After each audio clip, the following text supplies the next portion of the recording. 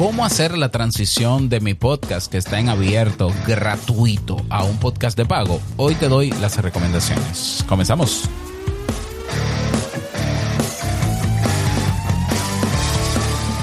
¿Estás interesado en crear un podcast o acabas de crearlo? Entonces estás en el lugar indicado, porque en este programa tendrás claves, técnicas, herramientas, aplicaciones y respuestas para que lleves tu podcast al siguiente nivel. Y contigo tu anfitrión, podcaster y solopreneur que ha hecho del podcast su mejor medio para vivir, el del apellido japonés pero dominicano hasta la tambora, Robert Sasuki. Abre bien tus oídos porque esto es podcast. Hola, ¿qué tal estás? Bienvenido, bienvenida a este episodio 232 de Esto es Podcast. Yo soy Robert Sasuki, capitán de Kaizen, la academia donde tienes todo lo que necesitas para aprender a crear, crecer, monetizar y vivir de tu podcast. También fundador de Sasuke Network, la plataforma donde se aloja este podcast y donde tienes acceso a diferentes producciones, todas enfocadas en potenciar tu desarrollo. Así que pásate por Sasuke Network, sasuke.network, esa es la página. No hay .com, no hay .net, no. Sasuke.network, así de sencillo. Y de paso te suscribes y escuchas este episodio completo y todos los demás que vamos a tener en el resto de esta semana. Hoy vamos a hablar en este episodio, te voy a dar algunas claves básicas para transicionar tu podcast gratuito, entre comillas, abierto, a un podcast de pago. Y es que los podcasts de pago tarde o temprano van a ser tendencia porque el mercado se está moviendo allá. ¿Por qué? Porque el mercado está preparado para pagar por escuchar podcasts. Así es. O sea, partimos de la realidad. En el podcast hay una realidad desde que nació. Y es que la gente suele ser muy fiel a los podcasts. ¿Ya? Entonces, una persona que escucha podcast, un podcast que se sostiene en el tiempo, suele ser muy fiel a ese podcast. De hecho, todas las investigaciones año tras año demuestran que la gente suele estar suscrita.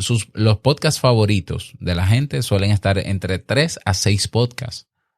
Es decir, por más podcasts que escuche una persona y se suscriba a diferentes producciones y programas, generalmente son entre 5 y 6 sus favoritos.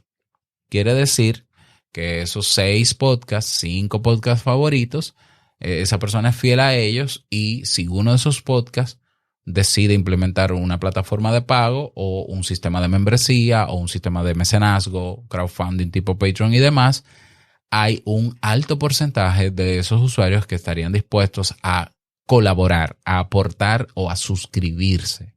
Pero eso no lo digo yo, las investigaciones están ahí. Justamente este año se publicó, creo que fue en EncuestaPod, que es la encuesta en materia de uso de podcast que se hace entre hispanohablantes. El 40% de las personas dijo que pagaría una suscripción por escuchar a su podcast favorito.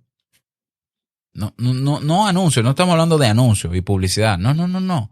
Pagar por escuchar su podcast favorito para devolver valor a su podcaster favorito. Incluso en la misma encuesta, tú vas a encuestapod.com y lo buscas. En la misma encuesta, se refleja que la mayoría está dispuesta a pagar entre 3 a 5 dólares o euros al mes. Pues ya, el negocio está montado, señores. Ya el negocio está hecho. ¿Listo? O sea, hay gente dispuesta a pagar por tu podcast para ayudarte a sostenerlo, para que tú sigas haciendo su podcast favorito. ¿Eso es un sueño? Hace 5 años eso no se pensaba. O sea, nadie se lo imaginaba. Por eso la publicidad ha venido a molestar en el formato de podcast alguna, ¿no? O sea, estoy generalizando y sé que eso es malo. Pero se ha metido la publicidad porque la manera en que se creía efectiva para monetizar un podcast era con publicidad. Pero ha sido un engaño. Todas las plataformas que te meten publicidad, que te pagan por eso, te pagan 3 pesos, 3 cheles. Nada, centavos. Sin embargo, tu audiencia te está diciendo que puede pagar o 3 o 4 o 5 dólares al mes. Si tú tienes una buena audiencia, imagínate que tú tienes 100 personas dispuestas a pagar. son $300, $400 al mes, $500 al mes que para algo dan. Pero si tú tienes 500, ya con eso tú tienes un sueldo, quizás en Latinoamérica, quizás. ¿Ya? Entonces, el mercado está preparado. Está totalmente preparado. ¿Qué quiere decir eso? Que en los próximos años van a seguir surgiendo plataformas, networks de pago, de suscripción, podcasts independientes que tienen su membresía de suscripción. Eso va a ser normal. Incluso me atrevo a vaticinar y a apostar que en 5 años habrá más podcasts constantes, activos de pago que constantes, activos, gratuitos. ¿Por qué yo vaticino esto? No me lo estoy inventando, ni es que tenga nada en contra del podcast en abierto. Es que vamos por un 82% de podcasts inactivos. Porque ¿cómo va a ser, cómo va a mantenerse en el tiempo un podcast que no es sostenible económicamente? Pero es que las métricas lo están diciendo. O sea, el 18% de los podcasts hoy en día están activos. Bueno, de ese 18% en 5 años yo creo que el 10% van a ser con membresía o van a tener algún sistema de pago y el otro 8% seguirá subsidiándose con el bolsillo del podcaster, cosa que respeto naturalmente.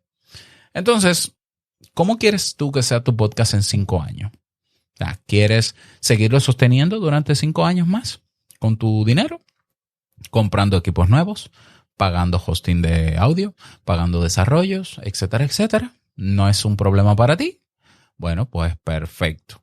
Pero si tú dices, pero si existe la posibilidad de yo monetizarlo solamente haciendo mi podcast sin tener que inventarme una academia y esto y lo otro, pues quédate en este episodio porque te voy a dar algunas claves de las que yo seguí para hacer la transición de ese podcast, que no tiene que ser inmediata. Puede ser una transición que te puede tomar meses o quizás un año para convertir tu podcast en un podcast premium o en un podcast de pago. De eso vamos a hablar en el episodio de hoy. Y recuerda que para escucharlo completo y aprovechar todos los beneficios de la zona VIP de estos podcasts, ve a sasuke.network. Nos escuchamos dentro.